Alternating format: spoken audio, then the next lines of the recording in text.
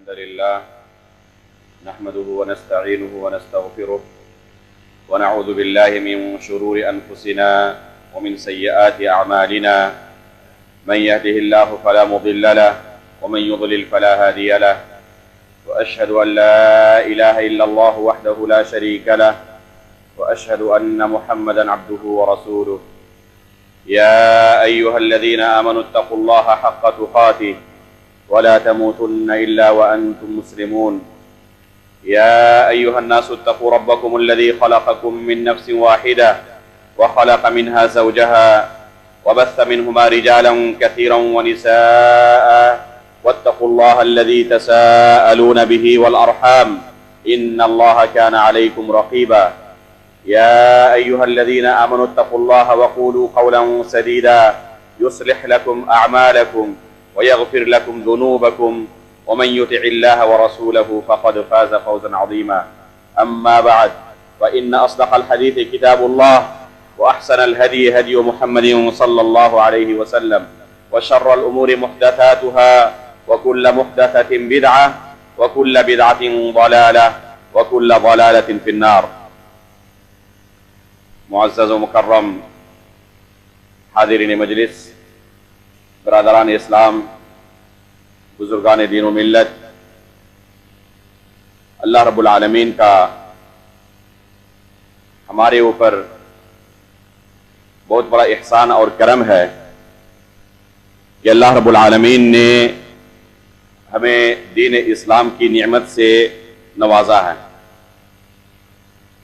اللہ رب العالمین کی نعمتوں کو اگر انسان شمار کرنا چاہے تو شمار نہیں کر سکتا. وَإِن تَعُدُّوا نِعْمَةَ اللَّهِ لَا تُحْصُوهَا. اللہ رب العالمین کا ارشاد ہے کہ اگر اللہ رب العالمین کی نعمتوں کو تم شمار کرنا چاہو تو شمار نہیں کر سکتے.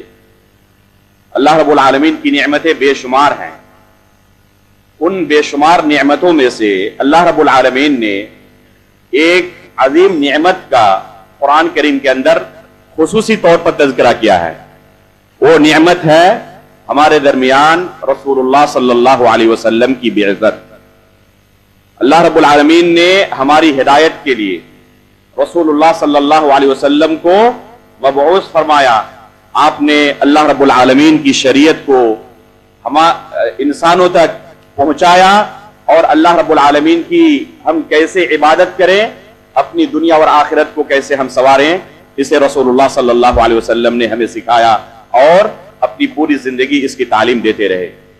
اللہ رب العالمین اس نعمت کا تذکرہ کرتے ہوئے قرآن مجید کے اندر ارشاد فرماتے ہیں لَقَدْ مَنَّ اللَّهُ عَلَى الْمُؤْمِنِينَ إِذْ بَعَثَ فِيهِمْ رَسُولًا مِّنْ أَنفُسِهِمْ يَتْلُو عَلَيْهِمْ آيَاتِهِ وَيُزَكِّيهِمْ وَيُعَلِّمُهُمُ الْكِتَابَ وَالْحِكْمَةَ وَإِنْ كَانُوا مِنْ قَبْلُ لَفِي ضَلَالٍ مُبِينٍ.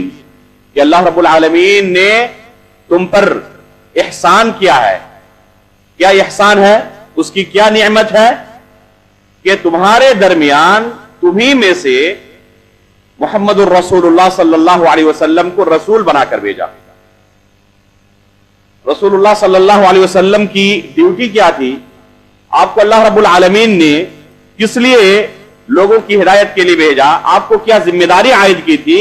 آگے اللہ رب العالمین نے اسی آیت کے اندر اس کا تذکرہ کیا ہے. اذ بعث فیہم رسولا من انفسہم یتلو علیہم آیاتہ ویزکیہم ویعلمہم الکتاب والحکمہ. یہ ہے رسول اللہ صلی اللہ علیہ وسلم کی ڈیوٹی کہ رسول اللہ صلی اللہ علیہ وسلم لوگوں کو دین کی تعلیم دیتے ہیں، کتاب اللہ سکھاتے ہیں، حکمت کی باتیں سکھاتے ہیں. رسول اللہ صلی اللہ علیہ وسلم نے اپنی پوری زندگی لوگوں کی ہدایت کے لیے، لوگوں کو دین سکھانے میں گزار دی. یہاں تک کہ حجۃ الوداع کے موقع پر جس وقت آپ کے سامنے ایک بڑا مجمع تھا، لوگوں کا جمع غفیر تھا، رسول اللہ صلی اللہ علیہ وسلم نے لوگوں کو گواہ بنا کر پوچھا کہ کیا میں نے اللہ رب العالمین کے دین کو کما حق کہو تم تک پہنچا دیا؟ صحابہ اکرام نے گواہی دی تھی کہ اللہ کے رسول آپ نے اللہ رب العالمین کے دین کو پہنچا دیا ہے. اللہ رب کے رسول صلی اللہ علیہ وسلم نے 3 مرتبہ آسمان کی طرف اپنی شہادت کی انگلی اٹھا کر کہا اللہم اشہد اللہم اشہد اللہم اشہد، اے اللہ اس بات پر گواہ رہنا. رسول اللہ صلی اللہ علیہ وسلم کی زندگی ہمارے لیے उसवा और नमूना है। रसूलुल्लाह सल्लल्लाहु अलैहि वसल्लम के हमारे ऊपर बहुत सारे हुकूक हैं। आप सल्लल्लाहु अलैहि वसल्लम पर ईमान लाना हमारी नजात का ज़ामिन है। रसूलुल्लाह सल्लल्लाहु अलैहि वसल्लम के हम पर क्या हुकूक है, उसकी मारिफत हासिल करना और उसके मुताबिक अपनी जिंदगी गुजारना एक इंसान की कामयाबी के लिए बुनियादी शर्त है।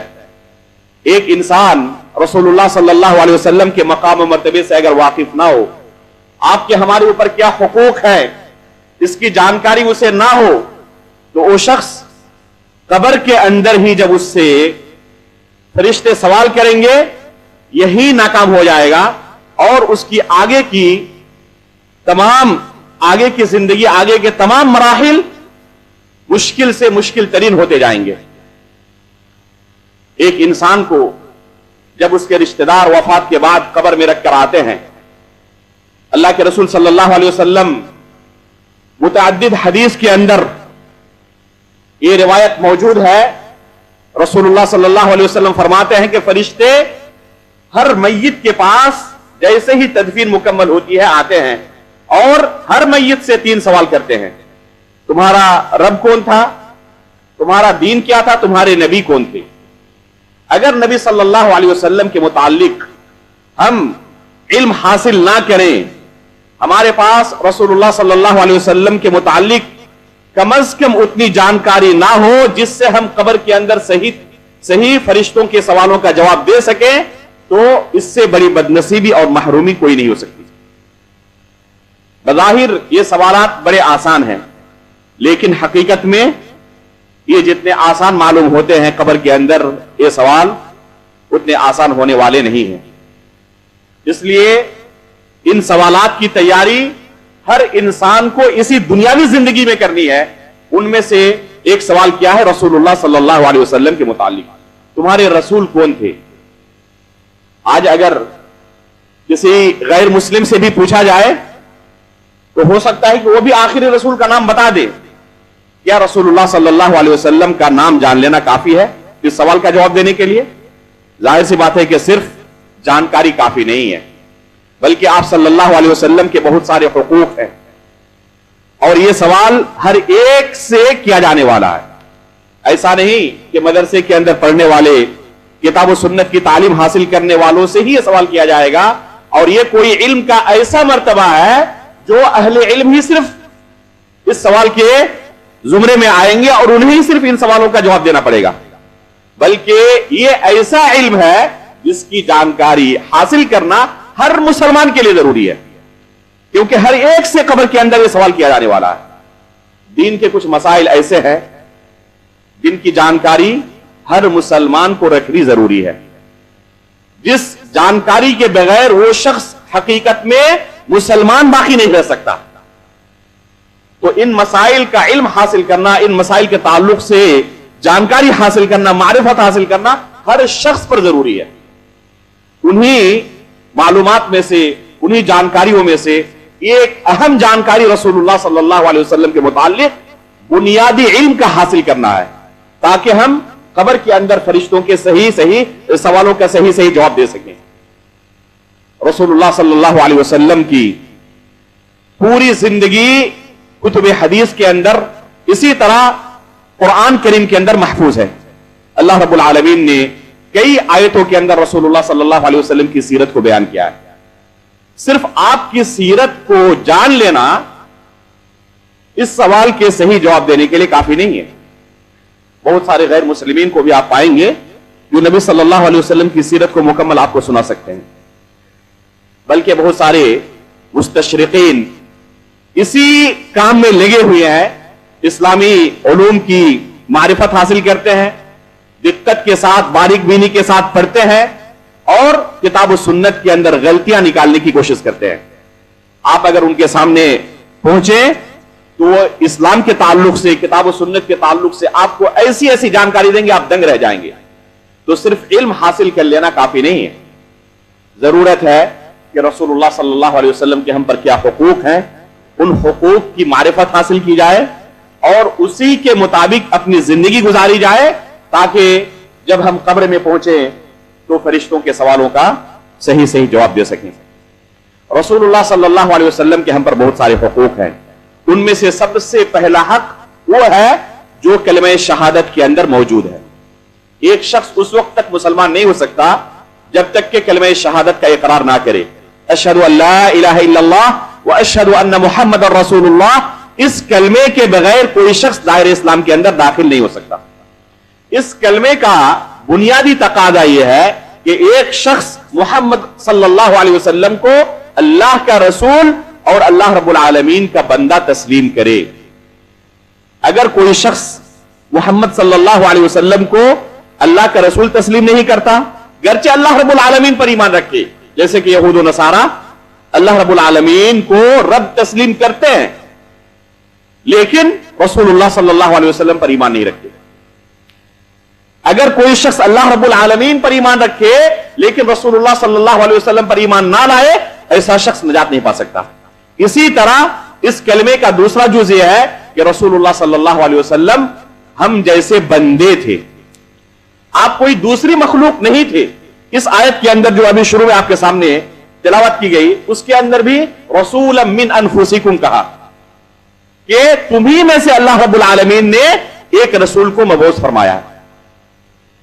तो अल्लाह के रसूल हम ही जैसे एक इंसान थे। सूरतुल कहफ के अंदर अल्लाह रब्बुल आलमीन का उसकी आखिरी आयत के अंदर इरशाद है, कुल इन्नमा अना बशरुम मिस्लुकुम यूहा इलैहि। ऐ नबी आप कह दे लोगों को कि मैं तुम्हारे जैसा ही एक बशर हूं, इंसान हूं। फर्क यह है कि मेरे ऊपर अल्लाह रब्बुल आलमीन की तरफ से वही आती है, एक आम शख्स के पास अल्लाह रब्बुल आलमीन की तरफ से वही नहीं आती। फर्क सिर्फ यह है, वरना बशर होने के एतबार से अल्लाह के रसूल आम इंसानों की तरह एक बशर थे। जिस तरह एक आम इंसान की जरूरियात जिंदगी है, रसूलुल्लाह सल्लल्लाहु अलैहि वसल्लम की भी वैसी जरूरियात जिंदगी थी। आपके वालिदैन थे, आपके बीवी बच्चे थे, जिस तरह दूसरों के होते हैं। आपको भी खाने पीने की उसी तरह जरूरत महसूस होती है जिस तरह दूसरों को जरूरत महसूस होती है। तो आप बशर थे, आप अल्लाह रब्बुल आलमीन के बंदे थे। ये अल्लाह के रसूल सल्लल्लाहु अलैहि वसल्लम के ताल्लुक से बुनियादी अकीदा एक मुसलमान को रखना है। वो अशहदु अन्ना मुहम्मदन अब्दुहु व रसूलुहु, कि मोहम्मद अल्लाह के बंदे और उसके रसूल हैं। उसके बाद तीसरा हक, पहला हक है कि रसूल माने, फिर अल्लाह का बंदा माने, और तीसरा हक यह है कि रसूलुल्लाह सल्लल्लाहु अलैहि वसल्लम ने अल्लाह रब्बुल आलमीन की शरीयत को कमा हक्कहु लोगों तक पहुंचा दिया है। अल्लाह रब्बुल आलमीन की शरीयत को पहुंचाने में आपसे कोई कोताही नहीं हुई है।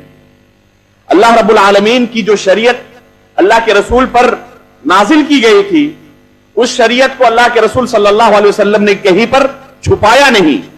जैसे कि बाद लोग क्या इल्जाम लगाते हैं कि अल्लाह के रसूल सल्लल्लाहु अलैहि वसल्लम नऊजुबिल्लाह, हत्ता कि कुरान मजीद के अंदर भी बहुत सारी आयतें हमारे सामने नहीं आ पाई और सहाबा इकराम ने बहुत सारी आयतों को छुपा लिया है। नऊजुबिल्लाह मिन ज़ालिक। इस तरह का अकीदा रखने वाला मुसलमान नहीं हो सकता। अगर कोई रसूलुल्लाह सल्लल्लाहु अलैहि वसल्लम के बारे में यह अकीदा ना रखे कि अल्लाह के रसूल ने शरीयत को कमा हक्कहु पहुंचा दिया है, तो वो शख्स मुसलमान नहीं हो सकता। अम्मा आयशा रज़ियल्लाहु ताला अन्हा फरमाती है कि अगर कोई कहे, ये अकीदा रखे कि अल्लाह के रसूल सल्लल्लाहु अलैहि वसल्लम ने कुछ छुपा लिया इस शरीयत में से, तो वो झूठा है, फकत कज़ब। तो वो शख्स झूठा है, उसने झूठ बांधा अल्लाह के रसूल सल्लल्लाहु अलैहि वसल्लम। तो ये अकीदा रखना अल्लाह के रसूल के ताल्लुक से एक बुनियादी हक है रसूलुल्लाह सल्लल्लाहु अलैहि वसल्लम का, हर शख्स पर कि वो अकीदा रखे कि अल्लाह के रसूल ने इस दीन को पहुंचा दिया है। अल्लाह रब्बुल आलमीन ने खुद इसकी गवाही दी, अल-यौमा अकमलतु लकुम दीनकुम व अतममतु अलैकुम निअमती व रज़ीतु लकुमुल इस्लाम दीना। ये आयत इस बात का तकादा करती है कि रसूलुल्लाह सल्लल्लाहु अलैहि वसल्लम ने दीन को कमा हक्कहु पहुंचा दिया है। इसलिए इस दीन के अंदर इस्तिदराक की गुंजाइश नहीं है, अपनी तरफ से कुछ इजाफा करने की गुंजाइश नहीं है। कोई ये नहीं कह सकता कि ये भी अच्छा ही काम है, करने में क्या हर्ज है। अल्लाह के रसूल सल्लल्लाहु अलैहि वसल्लम एक हदीस के अंदर बयान फरमाते हैं कि दुनिया का जो भी खैर है मैंने तुम्हें बता दिया है, और जो भी शर है उस शर से मैंने तुम्हें आगाह कर दिया है। इसलिए कोई शख्स ये कहे कि ये भी खैर का काम है, या ये कि ये अबू ज़र ग़िफ़ारी रज़ियल्लाहु ताला अन्हु की रिवायत है, اللہ کے رسول کے تعلق سے وہ روایت کرتے ہیں کہ اللہ کے رسول ہر چیز کا ہمیں علم دیتے تھے، یہاں تک کہ اگر کوئی پرندہ آسمان میں اڑتا تو اللہ کے رسول صلی اللہ علیہ وسلم اس کے متعلق بھی ہمیں علم دیتے تھے۔ دنیا کا کوئی خیر ایسا نہیں تھا جس کے تعلق سے اللہ کے رسول نے ہمیں علم نہ دیا ہو، اور کوئی ایسا شر نہیں تھا جس سے اللہ کے رسول نے ہمیں نہ ڈرایا ہو، ہمیں آگاہ اور تنبیہ نہ کی ہو۔ تو یہ اللہ کے رسول صلی اللہ علیہ وسلم کی شریعت ہے کہ اللہ رب العالمین نے جس طریقے سے اس شریعت کو نازل کیا تھا اسی طریقے سے بغیر کسی کمی بیشی کے اللہ کے رسول نے اسے پہنچا دیا ہے۔ اب اگر کوئی شخص اپنی طرف سے کسی چیز کے اضافے کی کوشش کرتا ہے، اس کا مطلب یہ ہے کہ وہ اس شریعت سے مکمل طور پر راضی نہیں ہے۔ یہ عقیدہ رکھنا اس بات کا تقاضا کرتا ہے کہ بلا چوچرا ایک انسان اللہ کے رسول صلی اللہ علیہ وسلم کی لائی ہوئی شریعت کو تسلیم کر لے اور اسے کسی بھی شریعت کے مسئلے پر کوئی اعتراض نہ ہو۔ اگر شریعت کے کسی بھی مسئلے پر کسی کو ناپسندیدگی ہو، بغض و نفرت ہو، تو ایسا شخص دائرہ اسلام سے خارج ہو سکتا ہے۔ جو نواقض اسلام ہے، ایک شخص کو دائرہ اسلام سے خارج کرنے والے عقائد اور اعمال ہے، ان میں سے ایک عمل یہ ہے کہ اللہ کے رسول صلی اللہ علیہ وسلم کی لائی ہوئی شریعت میں سے کسی بھی چیز کو، ادنا سے ادنا چیز کو کوئی شخص کراہت کی نظر سے دیکھے، اسے ناپسندیدگی کی نظر سے دیکھے، اس سے نفرت کرے، بغض کرے، تو ایسا شخص دائرہ اسلام سے خارج ہو جائے گا۔ مثلا اللہ کے رسول صلی اللہ علیہ وسلم کی شریعت میں چور کا ہاتھ کاٹنا ہے، ایک زانی کو رجم کرنا ہے، قصاص ہے۔ اب اگر کوئی شخص کہے کہ یہ انسانیت کے خلاف ہے یا یہ چیز میں پسند نہیں کر سکتا، تو ایسا شخص رسول اللہ صلی اللہ علیہ وسلم کی شریعت کے کسی بھی جز کو ناپسند کرنے کی وجہ سے دائرہ اسلام سے خارج ہو جائے گا، وہ مسلمان نہیں ہو سکتا۔ یہاں پر ایک چیز کی تنبیہ کرنا مناسب سمجھتا ہوں کہ شریعت کو ناپسند کرنا ایک الگ چیز ہے اور اس کو قلبی طور پر برداشت نہ کر پانا الگ چیز ہے۔ مثلا اگر کسی کو کہا جائے کہ فلاں جگہ کوئی اسلامی حکومت ہو اور وہاں پر کسی چور کو سزا دی جا رہی ہو، اب اگر کسی کو بلائے کہ چلو دیکھتے ہیں فلاں جگہ فلاں چور کو آج سزا دی جائے گی اور اس کا ہاتھ کاٹا جائے گا، یہ بندہ کہے کہ نہیں میں اس چیز کو برداشت نہیں کر سکتا، نہیں دیکھ سکتا میں، تو یہ الگ ہے، اس سے گنہگار نہیں ہوگا۔ لیکن اگر وہ کہے کہ یہ قانون میں پسند نہیں کرتا، تو اس قانون کو ناپسند کرنے کی وجہ سے دائرہ اسلام سے خارج ہو جائے گا۔ تو یہ عقیدہ رکھنا ضروری ہے۔ رسول اللہ صلی اللہ علیہ وسلم کا بنیادی حق ہے کہ اللہ کے رسول صلی اللہ علیہ وسلم نے اللہ کی شریعت کو کما حق کو پہنچا دیا۔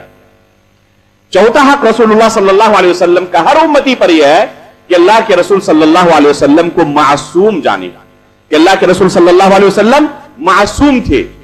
معصوم ہونے کا معنی کیا ہے؟ معصوم ہونے کا معنی یہ ہے کہ اللہ رب العالمین نے آپ کو بہت ساری چیزوں سے محفوظ رکھا تھا، آپ صلی اللہ علیہ وسلم ان چیزوں کا ارتکاب نہیں کر سکتے تھے۔ وہ کون سی چیزیں ہیں جن میں اللہ کے رسول صلی اللہ علیہ وسلم کو اللہ رب العالمین کی طرف سے عصمت حاصل تھی، اللہ کے رسول کو معصوم قرار دیا گیا تھا؟ وہ کل 4 چیزیں ہیں۔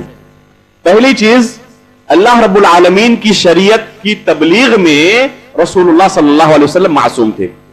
جس طرح ایک عالم دین سے شریعت کے کسی مسئلے کو بیان کرنے میں غلطی ہو سکتی ہے، ہو سکتا ہے کہ ایک عالم دین آج آپ کو شریعت کا کوئی مسئلہ سمجھا رہا ہو اور کل آ کر کہے کہ مجھے اس مسئلے کو سمجھنے میں غلطی ہو گئی تھی، مسئلہ یہ تھا۔ مثلا اونٹ کا گوشت کھانے سے وضو ٹوٹتا ہے نہیں ٹوٹتا؟ آج آپ کو سمجھا کر گئے کہ اونٹ کا گوشت کھانے سے وضو نہیں ٹوٹتا ہے، پھر کل آئے اور کہا کہ کل اس مسئلے کو سمجھنے میں ان سے غلطی ہو گئی تھی، دلائل کی روح سے مجھے لگ رہا ہے کہ اونٹ کا گوشت کھانے سے وضو ٹوٹ جاتا ہے۔ ایک عام عالم دین سے یہ ہو سکتا ہے کہ شریعت کے کسی مسئلے کو سمجھنے میں اس سے غلطی ہو جائے، لیکن رسول اللہ صلی اللہ علیہ وسلم سے شریعت کے کسی مسئلے کو سمجھنے میں غلطی نہیں ہو سکتی۔ کوئی شخص یہ نہیں کہہ سکتا کہ جس طرح علماء سے ہم بہت سارے مسائل کے اندر اختلافات دیکھتے ہیں، ایک ہی مسئلے کے تعلق سے ان کی کئی رائے ہوتی ہے، آج کچھ کہتے ہیں پھر 2-4 سال کے بعد ان کی تحقیق کچھ الگ ہوتی ہے، پھر کوئی دوسرا مسئلہ بیان کرتے ہیں، ہو سکتا ہے کہ اللہ کے رسول سے بھی ایسا ہوا ہو، نعوذ باللہ من ذالک۔ اللہ کے رسول اس باب میں معصوم تھے، شریعت کے کسی بھی مسئلے کو سمجھنے میں اور لوگوں تک اسے پہنچانے میں اللہ کے رسول سے غلطی نہیں ہو سکتی۔ अल्लाह के रसूल इस बाब में मासूम थे। अगर कहीं गलती हो तो अल्लाह रब्बुल आलमीन की तरफ से फौरन तंबीह आ जाती, और जो अल्लाह की शरीयत थी अल्लाह के रसूल सल्लल्लाहु अलैहि वसल्लम फौरन उस चीज को बयान कर देते। मसलन सूरह तहरीम की जो पहली आयत है, या अय्युहन नबिय्यु लिमा तुहर्रिमु मा अहल्लल्लाहु लक तब्तगी मरज़ात अज़वाजिक, इस आयत का शान नुज़ूल आप पढ़े। मगाफिर का किस्सा कि अल्लाह के रसूल सल्लल्लाहु अलैहि वसल्लम असर के बाद अपनी बीवियों के पास जाते, और जो तफसीली वाकया है उसके बाद अल्लाह के रसूल सल्लल्लाहु अलैहि वसल्लम ने क्या कहा कि आज से मैं शहद नहीं पीऊंगा। अल्लाह रब्बुल आलमीन की तरफ से फौरन आयत नाजिल हो गई कि आप हराम करने वाले कौन होते हैं, शरीयत अल्लाह की तरफ से है, अल्लाह रब्बुल आलमीन ने शहद को हलाल करार दिया है, आप उसे हराम नहीं कर सकते। या अय्युहन नबिय्यु लिमा तुहर्रिमु मा अहल्लल्लाहु लक, जिसे अल्लाह ने हलाल किया है उसे आप हराम करने वाले क्यों होते हैं। तो अल्लाह रब्बुल आलमीन की तरफ से फौरन तंबीह आ जाती अगर अल्लाह के रसूल से कहीं गलती होती।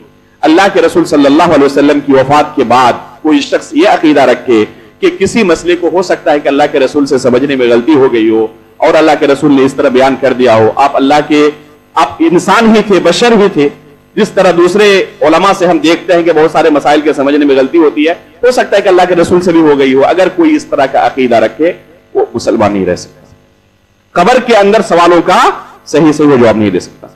अल्लाह के रसूल सल्लल्लाहु अलैहि वसल्लम के हुकूक में से बुनियादी हक यह है कि अल्लाह के रसूल को इस बाब में मासूम माना जाए, यह अकीदा रखा जाए कि अल्लाह के रसूल इस बाब में क्या थे, मासूम थे। ये शरीयत के ऐसे मसाइल हैं जिनका जानना आम इंसान के लिए भी जरूरी है, सिर्फ उलमाए किराम के लिए और मदरसे के अंदर पढ़ने वाले तलबा के लिए नहीं। ये ऐसे मसाइल हैं जिनका जानना एक आम शख्स के लिए भी जरूरी है ताकि वो आखिरत के अंदर कामयाब हो सके। दूसरे जानिब जिसमें रसूलुल्लाह सल्लल्लाहु अलैहि वसल्लम को अल्लाह रब्बुल आलमीन ने मासूम करार दिया था, वो है कुफ्र और शिर्क के बाब में अल्लाह के रसूल सल्लल्लाहु अलैहि वसल्लम मासूम थे। कभी भी ना नबूवत से पहले ना नबूवत के बाद अल्लाह के रसूल सल्लल्लाहु अलैहि वसल्लम से कुफ्र और शिर्क सादिर नहीं हुआ। अल्लाह के रसूल सल्लल्लाहु अलैहि वसल्लम अपनी पूरी जिंदगी कुफ्र और शिर्क से महफूज रहे, मासूम अल्लाह रब्बुल आलमीन ने आपको करार दिया इस बाब में। जब अल्लाह के रसूल सल्लल्लाहु अलैहि वसल्लम की उम्र तकरीबन 4 साल थी, बनु साद में अल्लाह के रसूल सल्लल्लाहु अलैहि वसल्लम हलीमा सादिया के यहां थे रिज़ात के लिए, आपके दादा ने हलीमा सादिया के पास रखा था। उस वक्त का वाकया सही मुस्लिम के अंदर सही सनद से मौजूद है कि जिब्रील अमीन अलैहिस्सलातु वस्सलाम अल्लाह के रसूल के पास आए और आपके सीने को चाक किया, एक तश्त के अंदर आपके सीने को रखा, आपके दिल को रखा और जमजम के पानी से उसे जिब्रील अलैहिस्सलातु वस्सलाम ने गुस्ल दिया, धोया। उसके बाद एक टुकड़ा काट कर फेंक दिया और कहा हादा हद्दु शैतान मिन्क, कि ये आपके दिल में से शैतान का हिस्सा था जिसे काटकर हमने फेंक दिया है। और फिर अल्लाह के रसूल के सीने में आपके दिल को उन्होंने रख दिया और फिर उसे सिल दिया। साहबा किराम फरमाते हैं कि बाद में भी आपके सीने पर सिलने के वो आसार मौजूद थे। जिस तरह किसी जगह को सिला जाता है तो उसका असर बाकी रह जाता है, तो आप सल्लल्लाहु अलैहि वसल्लम के सीने पर भी सिलाई के आसार मौजूद थे। तो बचपने में ही अल्लाह के रसूल सल्लल्लाहु अलैहि वसल्लम के दिल से शैतान का हिस्सा अल्लाह रब्बुल आलमीन ने अलग कर दिया था। जिंदगी भर रसूलुल्लाह सल्लल्लाहु अलैहि वसल्लम से कुफ्र और शिर्क का कोई अमल सादिर नहीं हुआ। तो इस बाब में भी रसूलुल्लाह सल्लल्लाहु अलैहि वसल्लम मासूम थे। तीसरी जानिब जिसमें अल्लाह के रसूल सल्लल्लाहु अलैहि वसल्लम मासूम थे वो है गुनाह कबीरा के सिलसिले में। गुनाह कबीरा के सिलसिले में भी अल्लाह के रसूल सल्लल्लाहु अलैहि वसल्लम मासूम थे। अल्लाह रब्बुल आलमीन ने कुरान करीम के अंदर रसूलुल्लाह सल्लल्लाहु अलैहि वसल्लम के बारे में गवाही दी है, इन्नका लअला खुलुकिन अज़ीम, कि अल्लाह के रसूल आप अखलाक के बुलंद मर्तबे पर फाइज हैं। अगर कोई शख्स गुनाह कबीरा के अंदर मुर्तकिब हो तो उसके बारे में नहीं कहा जाएगा कि वो अखलाक के बुलंद मर्तबे पर फाइज है। कोई चोर हो, कोई शराब पीने वाला हो, कोई ज़िना करने वाला हो, इस तरह के गुनाह कबीरा के अंदर कोई शख्स मुर्तकिब हो, तो क्या दुनिया का कोई शख्स ऐसे शख्स के बारे में कह सकता है कि वो अखलाक के बुलंद मर्तबे पर फाइज है? अल्लाह रब्बुल आलमीन ने खुद गवाही दी नबी सल्लल्लाहु अलैहि वसल्लम के मुतालिक, इन्नका लअला खुलुकिन अज़ीम, ऐ रसूल आप अखलाक के बुलंद मर्तबे पर फाइज हैं। उलमा ने इस आयत से इस्तेदलाल करते हुए कहा है ये आयत इस बात की दलील है कि रसूलुल्लाह सल्लल्लाहु अलैहि वसल्लम गुनाह कबीरा के सिलसिले में भी मासूम थे। जहां तक गुनाह सगीरा की बात है तो अमदन नहीं, खताअन, भूल चूक से अल्लाह के रसूल से, उलमा ने कहा है कि गुनाह सगीरा का इर्तिकाब अल्लाह के रसूल से अमदन नहीं, जानबूझकर नहीं, भूल चूक से अल्लाह के रसूल से हो सकता है। पहली चीज। दूसरी चीज कि अल्लाह रब्बुल आलमीन उस चूक पर भी आपको बरकरार नहीं रखते, उसकी इस्लाह कर देते हैं। तीसरी चीज, इससे आपके मकाम और मर्तबे पर कोई असर नहीं पड़ता। और चौथी चीज कि उससे भी अल्लाह के रसूल सल्लल्लाहु अलैहि वसल्लम ने तौबा कर लिया है। गुनाह सगीरा के मुतालिक इन चार चीजों का इल्म रखना जरूरी है। अमदन नहीं, अल्लाह के रसूल सल्लल्लाहु, अभी हमने कहा कि गुनाह कबीरा अल्लाह के रसूल से सादिर नहीं हो सकता, इस बात में अल्लाह के रसूल मासूम थे। जहां तक गुनाह सगीरा की बात है तो गुनाह सगीरा अमदन नहीं हो सकता अल्लाह के रसूल से, लेकिन खताअन, भूल चूक से अल्लाह के रसूल से गुनाह सगीरा का सुदूर हो सकता है। दूसरी चीज क्या है कि अल्लाह के रसूल सल्लल्लाहु अलैहि वसल्लम की उस वजह से शान में कोई कमी नहीं वाक़ई होती। तीसरी चीज, अल्लाह रब्बुल आलमीन उस गलती पर भी, गुनाह सगीरा से मुतालिक जो है, जो कि अमदन नहीं खतान है, उस पर भी अल्लाह रब्बुल आलमीन आपको बरकरार नहीं रखते, उसकी इस्लाह कर देते हैं। और चौथी चीज, अल्लाह के रसूल सल्लल्लाहु अलैहि वसल्लम उससे तौबा भी कर लेते हैं। एक आम शख्स भी गुनाह कबीरा से तौबा कर ले तो वो मासूम हो जाता है, गोया कि उसने गुनाह किया ही नहीं। तो गुनाह सगीरा के मुतालिक ये तफसील है रसूलुल्लाह सल्लल्लाहु अलैहि वसल्लम के बारे में। गज़वा बदर के मौके पर जो कैदी मदीना आए थे, रसूलुल्लाह सल्लल्लाहु अलैहि वसल्लम ने अबू बकर सिद्दीक रज़ियल्लाहु तआला अन्हु और उमर फारूक रज़ियल्लाहु तआला अन्हु से उनके मुतालिक मशवरा किया। अबू बकर सिद्दीक रज़ियल्लाहु तआला अन्हु ने मशवरा दिया कि इनसे फिदिया लिया जाए और फिदिया लेकर इनको छोड़ दिया जाए। उमर फारूक रज़ियल्लाहु तआला अन्हु को मशवरा किया था कि इनको कत्ल कर दिया जाए और जो जिनके रिश्तेदार हैं वो अपने रिश्तेदारों को कत्ल करे। रसूलुल्लाह सल्लल्लाहु अलैहि वसल्लम ने अबू बकर सिद्दीक रज़ियल्लाहु तआला अन्हु की राय को इख्तियार किया और फिदिया लेने की बात अल्लाह के रसूल ने की। अल्लाह रब्बुल आलमीन की तरफ से आयत नाजिल हो गई और बताया गया कि यह फैसला अल्लाह रब्बुल आलमीन को पसंद नहीं आया। तो अल्लाह के रसूल से इस तरह चूक हो सकती है, लेकिन अगर चूक माने तो कोई इंसान आजाद नहीं है अपनी तरफ से फैसला सादिर करने के लिए कि अल्लाह के रसूल से यहां चूक हो गया है, बल्कि उस बारे में उसके पास सरीह दलील मौजूद हो और साथ में इन चारों चीजें वो तस्लीम करता हो, तब माना जाएगा कि अल्लाह के रसूल से फला जगह पर दलील की रोशनी में चूक हो सकती है। उसका ताल्लुक भी गुनाह सगीरा से है, तअम्मुदन नहीं, जानबूझकर नहीं, खतान है, भूल चूक की वजह से है, उस पर भी अल्लाह रब्बुल आलमीन आपको बरकरार नहीं रखते। तो ये तीन चीजें हुई। चौथी चीज है झूठ बोलने के ताल्लुक से, जिसमें अल्लाह के रसूल सल्लल्लाहु अलैहि वसल्लम मासूम थे। अल्लाह के रसूल सल्लल्लाहु अलैहि वसल्लम झूठ कभी नहीं बोलते थे, बल्कि नबूवत के इब्तिदाई अय्याम में जब अल्लाह के रसूल सल्लल्लाहु अलैहि वसल्लम सफा पहाड़ी पर खड़े हुए, अपने रिश्तेदारों से कहा कि अगर मैं तुमसे कहूं कि इस पहाड़ी के पीछे एक लश्कर है जो किसी भी वक्त तुम पर हमलावर हो सकता है, क्या मेरी बात तुम तस्लीम कर लोगे, मेरी बात मान लोगे? तो उन्होंने क्या कहा था? उन्होंने कहा था मा जर्रबना अलैका कज़िबा, अल्लाह के रसूल कभी भी हमने आपको झूठ बोलते हुए नहीं पाया। इसी तरह आप याद करें हिरकल का वाकया, अबू सुफियान जो उस वक्त तक मुसलमान नहीं हुए थे रज़ियल्लाहु तआला अन्हु वअरज़ा, जो उस वक्त तक मुसलमान नहीं हुए थे, हिरकल अबू सुफियान से पूछते हैं कि क्या मोहम्मद को कभी आपने झूठ बोलते हुए देखा? तो क्या कहते हैं? गवाही देते हैं, काफिर होने के बावजूद, उस वक्त तक उन्होंने इस्लाम कबूल नहीं किया था, गवाही देते हैं कभी हमने उन्हें झूठ बोलते हुए नहीं देखा।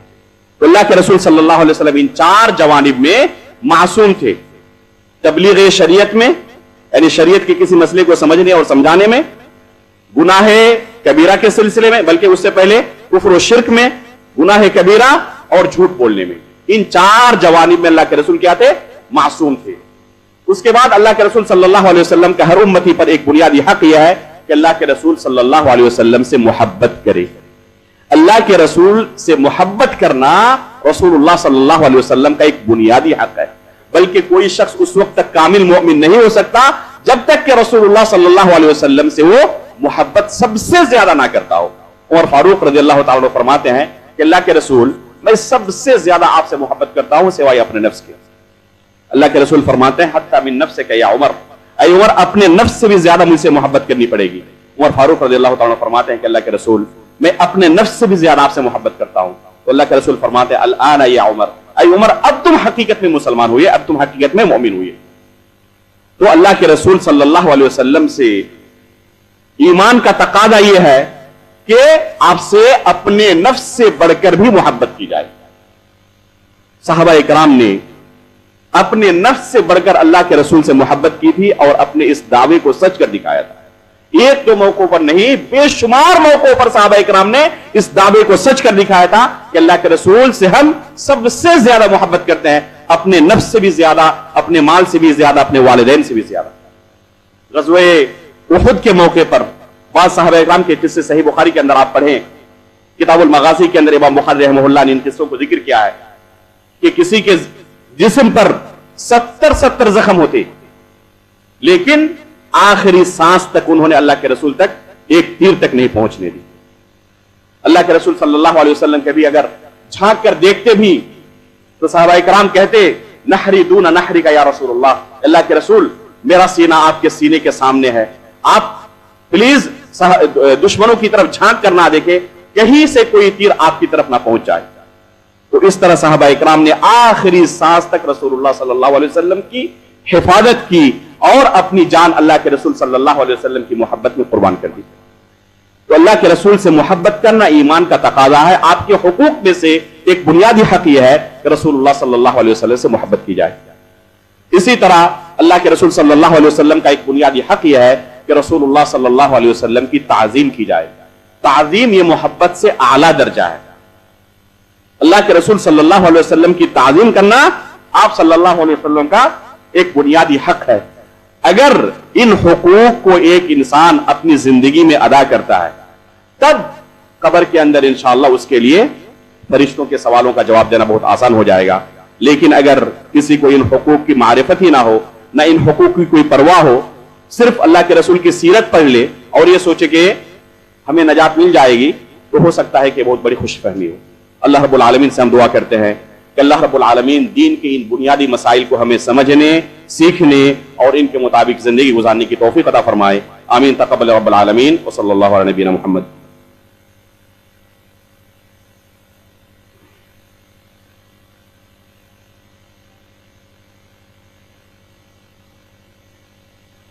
الحمدللہ رب العالمین والصلاة والسلام علی رسولہ محمد وآلہ وصحبہ اجمعین۔ اشہد ان لا الہ الا اللہ وحدہ لا شریک لہ واشہد ان محمدا عبدہ ورسولہ، اما بعد۔ معزز حاضرین، ابھی آپ کے سامنے رسول اللہ صلی اللہ علیہ وسلم کے ہمارے اوپر کیا حقوق ہیں تفصیل کے ساتھ ان حقوق کو بیان کیا گیا۔ آخری حق جو آپ صلی اللہ علیہ وسلم کا ہمارے اوپر ہے وہ یہ بیان کیا گیا کہ اللہ کے رسول صلی اللہ علیہ وسلم کی تعظیم کی جائے۔ اس تعظیم میں آپ اگر اپنے آس پاس کے لوگوں پر نظر دوڑائیں تو پائیں گے کہ تین طرح کے لوگ ہمارے معاشرے میں موجود ہیں۔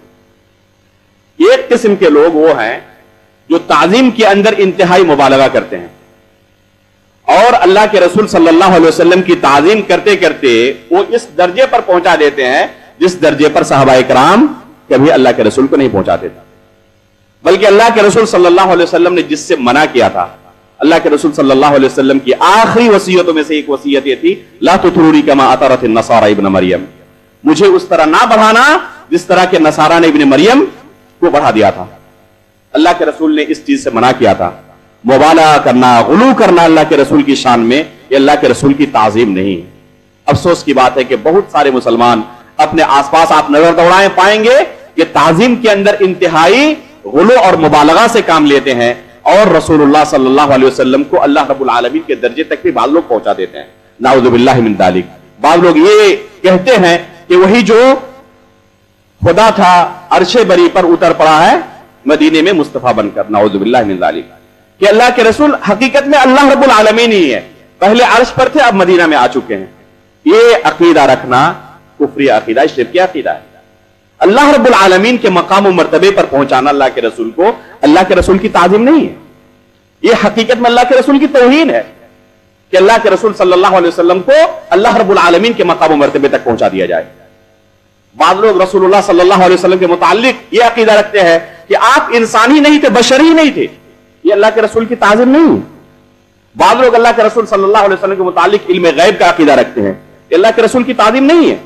تو آپ اپنے معاشرے کے اندر پائیں گے بہت سارے لوگوں کو کہ اس تعظیم کے باب میں انتہائی مبالغے سے کام لیتے ہیں, غلو سے کام لیتے ہیں, جو کہ حقیقت میں اللہ کے رسول کی تعظیم نہیں ہے. اسی کے برعکس کچھ لوگوں کو آپ پائیں گے کہ رسول اللہ صلی اللہ علیہ وسلم کا جو حق ہے وہ حق ادا نہیں کرتے, اللہ کے رسول کی مخالفت میں عملی طور پر زندگی گزارتے ہیں.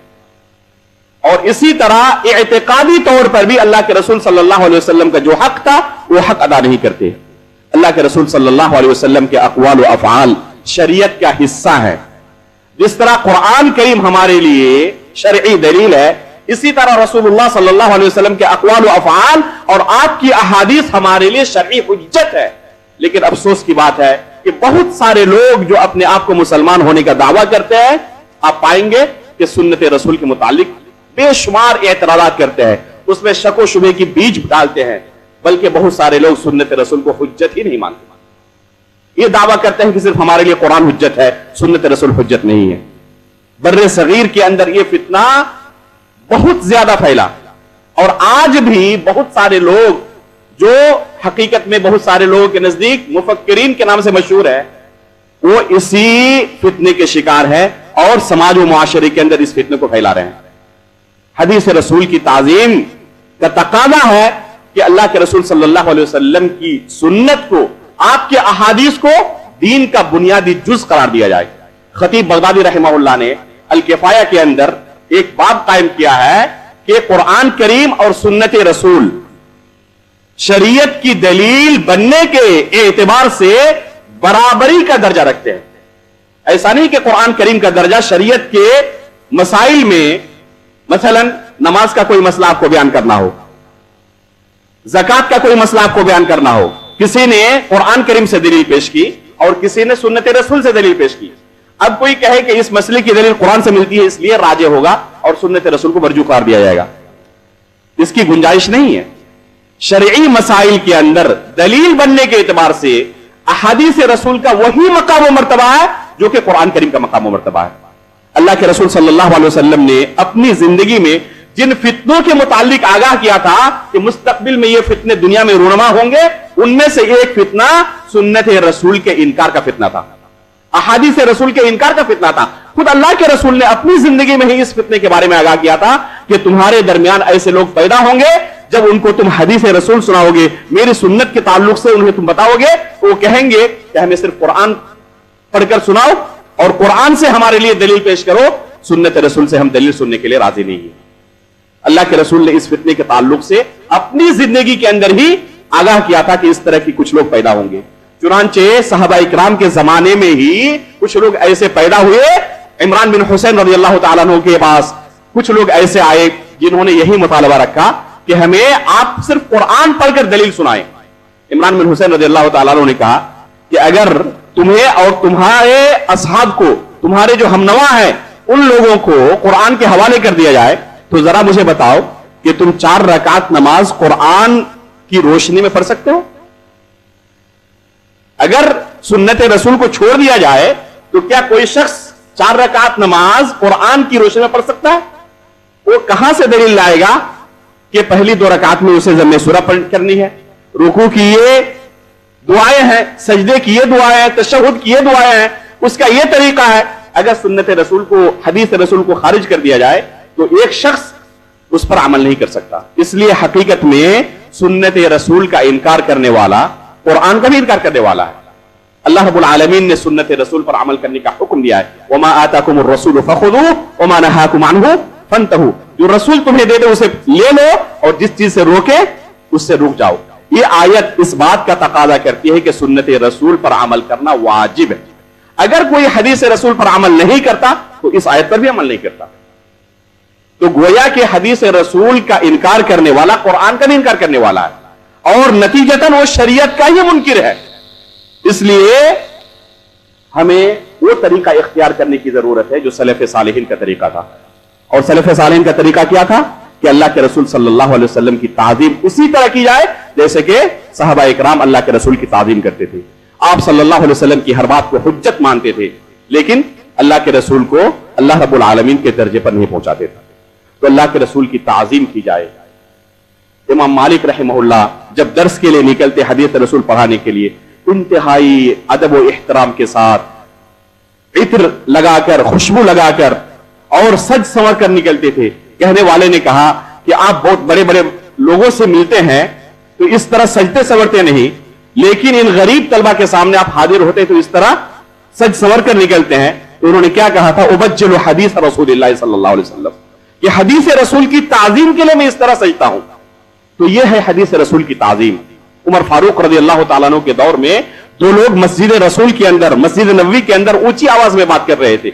उन दोनों को बुलाया और कहा कि तुम्हारा घर कहां है, कहां से तुम लोग ताल्लुक रखते हो? दोनों ने कहा कि हम ताइफ से ताल्लुक रखते हैं। ताइफ तकरीबन मदीने से 600 किलोमीटर दूर है, मक्का से करीब है। उमर फारूक रज़ी अल्लाह तआला अन्हु उन दोनों को कहा कि अगर तुम मदीने के होते तो तुम्हें ऐसी सजा देता कि हमेशा याद रखते।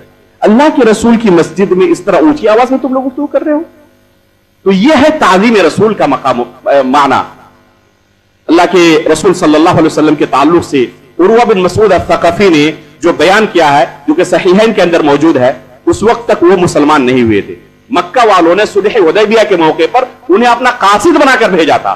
अपनी आंखों से जो उन्होंने देखा कि सहाबा इकराम कैसे अल्लाह के रसूल की ताज़ीम करते हैं, उसे आकर मक्का के अंदर उन्होंने कुफ्फार के दरमियान बयान किया और कहा कि इससे पहले मैं नजाशी के पास जा चुका हूं, कैसर और किसरा के पास जा चुका हूं, इतने बड़े बड़े बादशाहों के पास, लेकिन सहाबा इकराम जिस तरह अल्लाह के रसूल की, मोहम्मद सल्लल्लाहु अलैहि वसल्लम की ताज़ीम करते हैं, मैंने दुनिया में किसी बादशाह को भी इस तरह ताज़ीम पाते हुए नहीं देखा।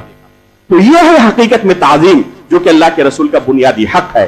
ना अल्लाह के रसूल सल्लल्लाहु अलैहि वसल्लम की ताज़ीम में मुबालगा किया जाए और आपको अल्लाह रब्बुल आलमीन के मकाम मर्तबे पर पहुंचा जाए, ना आपके अहादीस का इनकार किया जाए और उसे शरीयत का जुज़ समझने से इनकार कर दिया जाए। बीच का रास्ता, ये इत्तिदाल का रास्ता हकीकत में सलफ़े सालिहीन का रास्ता है। अल्लाह रब्बुल आलमीन से हम दुआ करते हैं कि हकीकत में अल्लाह रब्बुल आलमीन रसूलुल्लाह सल्लल्लाहु अलैहि वसल्लम की ताज़ीम की हमें तौफीक अता फरमाए। आमीन तक़ब्बल रब्बुल आलमीन। अल्लाहुम्मा सल्लि अला मुहम्मद व अला आलि मुहम्मद कमा सल्लैता अला इब्राहीम व अला आलि इब्राहीम इन्नका हमीदुम मजीद। अल्लाहुम्मा बारिक अला मुहम्मद व अला आलि मुहम्मद कमा बारकता अला इब्राहीम व अला आलि इब्राहीम इन्नका हमीदुम मजीद। सुब्हान रब्बिका रब्बिल इज़्ज़ति अम्मा यसिफून व सलामुन अलल मुरसलीन वल्हम्दुलिल्लाहि रब्बिल आलमीन।